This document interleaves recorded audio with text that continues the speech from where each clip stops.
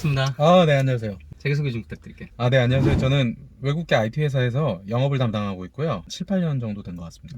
IT 쪽으로 영업하는 그 분야에 대해서 좀 설명을 해주세요. 하드웨어 영업을 주로 하는데 제가 맡고 있는 고객사가 금융권 2곳, 통신사 1곳 정도가 있는데요. 거기에 이제 계속 커뮤니케이션을 하면서 그분들이 이제 필요한 부분을 제안을 해드리고 이렇게 하면서 영업을 하고 있죠. 그럼 기업에 들어가는 하드웨어는 어느 정도의 용량이 들어가야 되나요? 보통 일반적으로 저희가 쓰는 노트북이 네. 뭐 아시는 것처럼 CPU는 i5, i7, 뭐 SSD 요즘에 뭐 1TB, 2TB 이렇게 나오죠. 근데 네. 개인 노트북이 그 정도라고 하면은 기업에서 쓰는 컴퓨터는 서버랑 스토리지라고 부르는데, 스토리지는 말 그대로 이제 저장을 하기 위한 서버라고 보시면 되고요. 네. 이런 경우에 용량이 뭐 한 30TB에서 많게는 뭐 테라바이트 위에 이제 페타바이트라는 단위가 또 있거든요. 통신사 같은 경우에도 이런 통신 사용 데이터 1, 2년에 뭐 몇 페타바이트씩 쌓이거든요. 그만큼 이제 비용도 엄청 크기 때문에 사이징 하는 거나 그다음에 가격적으로도 좀 최적화할 수 있는 이런 제안을 드리고 있고요. 모 금융권 데이터 센터가 있는데 그 데이터 센터 같은 경우는 이제 8층 정도 건물에서 2층 정도의 사무실 빼고는 다 그냥 서버와 스토리지만 가득 차 있거든요. 그럼 포털 사이트 경우에도 가장 큰 고객사 중에 하나라고 볼 수 있고요. 네. 요즘에는 또 IT에서 많이 나오는 트렌드가 클라우드인데, 클라우드를 사용을 하게 되면은 그런 하드웨어 인프라를 본인들이 직접 구축해서 관리하는 게 아니라 클라우드를 공급하는 공급자들한테 이제 임대해서 쓰는 형식이기 때문에 임대해서. 본인들이 직접 데이터 센터를 구축하지 않고 사용을 하고 있죠. 네. 저희는 사실 하드웨어를 팔아야 되는 회사라서 네, 별로 탐탁치는 않습니다. 네. 이쪽으로 일하시게 된 계기가 있으세요? 대학교 때 경영학을 전공했는데요. 네. 활동적인 성격이라 가만히 앉아있는 걸 별로 안 좋아합니다. 근데 영업이라는 직무가 가지는 또 매력이 있거든요. 영업이라는 직무는 다른 직무에 비해서 본인이 달성해야 될 꼴이 굉장히 명확한 직무입니다. 보통 말하는 실적이라고 그러죠. 그 실적이라는 목표가 명확하기 때문에 그 목표를 달성하는 그런 보람이 있다? 뭐 이렇게 말씀을 드릴 수가 있고요. 예전부터 IT 쪽에도 관심이 계속 많았고 결국에는 앞으로 시장을 이끌어가는 메인이 IT라고 생각을 했기 때문에 인공지능 얘기가 나와서 인공지능 경험도 해보고 싶어서 관련된 벤처기업도 다니다가 하드웨어 비즈니스를 좀 하게 됐는데, 이런 하드웨어 비즈니스도 좀 재밌는 것 같습니다. 아까 말씀하신 대로 IT 분야가 이제 네. 앞으로는 굉장히 무궁무진해지고 AI 분야에서도 이제는 앞으로 두각을 나타낼 거잖아요. 네. 하드웨어 쪽은 중심을 잡고 있는 분야 아니겠습니까? 네, 맞습니다. 그쪽으로 앞으로의 전망은 뭐 계속적으로 이렇게 발전해 나갈 수 있는 가능성이 무한하게 있네요.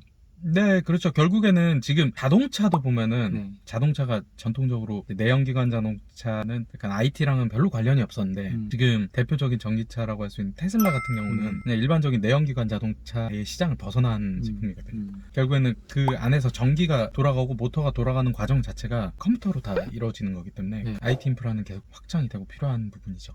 그리고 뭐 이제 자율주행이라고 하는 부분도 결국에는 인공지능이고 네. 그 인공지능에 들어가는 모든 거의 베이스가 하드웨어. IT 하드웨어 쪽이죠. 네. 영업 쪽이시니까 네. 일한 만큼 인센티브도 이렇게 가져갈 수 있고 네. 못하면 못 가지고. 예. 가장 많이 실적을 올린 때가 어느 정도 이렇게 실적을 올리셨었어요? 드라마틱하게 실적이 많이 좋았던 적은 지금까지는 없는 것 같습니다. 부끄럽게도. 선배들이나 뭐 다른 팀 뭐 잘 나가는 분들 얘기 들어보면 뭐 자기 목표 실적의 뭐 200%, 300% 이렇게 달성을 하면은 당연히 회사에선 그만큼 보상을 해주죠. 네. 저희 이제 외국계 회사 같은 경우는 특히 영업 직무는 매달 실적을 측정을 해요.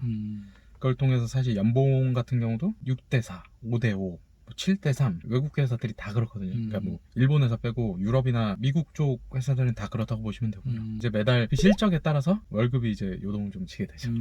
영업하시는 방법이 좀 궁금한데 네. 기업으로 이렇게 들어갔을 때에 어떤 루트로 이렇게 어떤 방법을 사용해야 영업을 좀 따낼 수 있을지. 이 영업 직무는 다 똑같아요. 그거를 콜드콜이라고 그러는데 이제 고객사를 컨택을 처음에 할 때 담당자를 아무것도 모를 때 그 회사 대표 번호로 전화를 걸어요. 그러면은 네, 저는 어디 회사의 누구입니다 이렇게 전화를 걸면은 받는 사람들이 보통 되게 냉정하게 받거든요. 잡상인 취급을 하고. 그래서 그걸 콜드콜이라고 하는데 그 콜드콜을 통해서 자기 고객으로 만드는 게 가장 베스트 케이스고요. 기본적으로 공부를 많이 해야 돼요. 이 회사가 뭐 하는 회사인지 뭐가 필요한지, 여기서 가지고 있는 그런 어려움들이나 우리 회사 제품으로 뭘 제안을 할 수 있는 거, 이런 거를 미리 생각해서 가면은 뭔가 제안을 할 수 있는 게 있죠.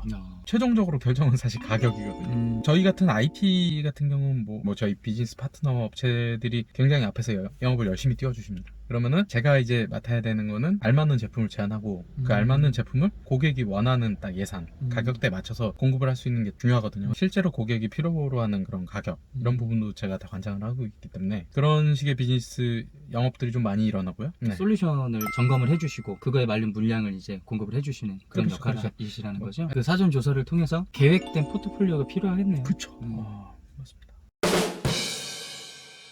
네. 본인만의 영업 노하우가 있다면 어떤 게 있을까요? 일단은 영업하는 사람은 부지런해야 된다고 생각을 합니다. 남들보다 한 발 더 빨리 움직이고 한 발 더 많이 움직여야 많은 기회를 얻을 수가 있고 사실상 뭐 제가 만드는 영업 기회들이 실제로 클로징이 되는 게 10분의 1도 안 돼요. 그래서 부지런해야 되고요. 그리고 건강관리도 좀 잘 해야 되고요. 아무래도 좀 사람을 많이 만나다 보니 술자리도 되게 많아요. 술을 굳이 안 마시고 영업을 해도 상관이 없는데 사람들이랑 친해지는 게 사실 술 말고 더 쉬운 게 뭐가 있겠습니까?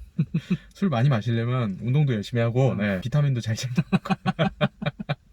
정리를 해보면은 언변이 좋아야 되고 임기응변이 뛰어나야 되고 네. 술도 잘 마셔야 되고 건강관리 잘해야 네, 되고요. 자기관리 철저히 해야 되고 그 기업에 대한 사전조사, 자료조사, 공부가 많이 필요하다. 네. 궁금한 게 외국계 기업에 다니시고 계시는 거잖아요. 네. 기업마다 운영 방식도 다르고 보상도 다르고 장단점이 있을 것 같은데 외국계 기업이 좀 더 좋은 부분이 있을까요? 아무래도 국내 회사보다는 외국에서는 좀 상하 관계에 있어서 일단 조직 자체가 피라미드 구조보다는 평등한 관계를 추구를 하거든요. 평준화된. 네. 제가 지금 회사에서 과장인데 사원, 임원, 매니저 뭐 이런 식으로 나뉘는 건데 이제 편의상 저희도 타이틀을 주긴 하는데 국내보다는 조직적으로는 좀 덜 합니다. 직급이 없어지는 회사가 국내에도 많이 있는데 외국 회사들은 원래 없어요. 상사 눈치 보거나 뭐 이런 문화가 많이 없거든요. 자기 일은 자기가 알아서 하는 이런 게 되게 크고요. 내가 맡은 일은 내가 알아서 그 평가도 내가 알아서 받고. 네. 진짜 미국 본사에 가면은 뭐 상하 관계라는 게 별로 없어요. 그냥 매니저, 그리고 뭐 임원, 사장. 본인 연봉 수준은 지금 어느 정도예요? 비밀입니다. 이거 직원들끼리도 얘기 안 하는 거예요. 그냥 먹고 살 만큼 받고 있습니다. 회사 내에서나 네. 주변에서 같은 계열에서 일하시는 분들 중에 네. 최고 매출을 좀 찍거나 최고 수준의 좀 연봉을 찍은 사람은 좀 어느 정도까지 찍어 보신 분들이 계세요? 소문에 의하면 한 달에 뭐 몇 천만 원씩 받는 분들도 있고, 그러니까 매달 받는 건 아니죠.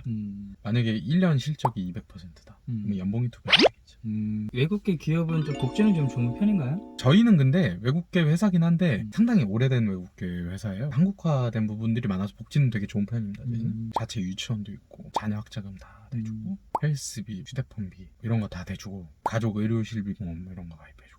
일부 외국계 회사 중에는 그런 게 없는 데들도 많을 거예요. 왜냐면은 이제 한국에 그냥 코리아 오피스를 차려놓은 거니까 자기네식으로 주지 여기에 맞춰서 복지를 주고 이러지 않은 경우도 있을 거기 때문에 저희 같은 경우 내부에서 직원들 교육에 대해서 되게 투자를 많이 해주거든요. 기본적인 교육 그런 프로그램도 있고, 두 번째로 이제 자기의 직무에 연관된 거는 대학원 가서 공부할 수 있는 기회도 있고요.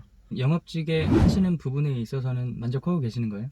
반이죠. 제가 생각했던 것만큼 안 되는 것도 있고, 저도 약간 좀 몽상가 스타일이라 꿈을 꾸는데 꿈대로 안 되는 경우도 있어서 뭐 나름 되게 보람도 있고 재밌는 일이라고 생각합니다. 네. 그리고 IT가 이제 세상의 핵심인데 변동되는 트렌드들을 공부할 수 있는 그런 기회가 있다는 것도 되게 좋은 거거든요. 그리고 이제 단순히 고객하고 실제로 인간적으로도 뭐 되게 친해지면서 친구가 되는 경우도 있고, 사무실에만 있으면은 그런 관계 만들기가 좀 쉽죠. 그렇죠.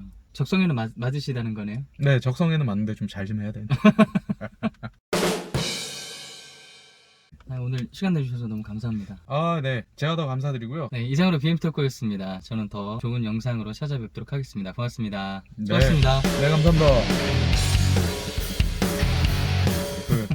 아까 말씀드린 것 중에 딱 하나, 클라우드는 천천히 갔으면 좋겠습니다. 개인적으로.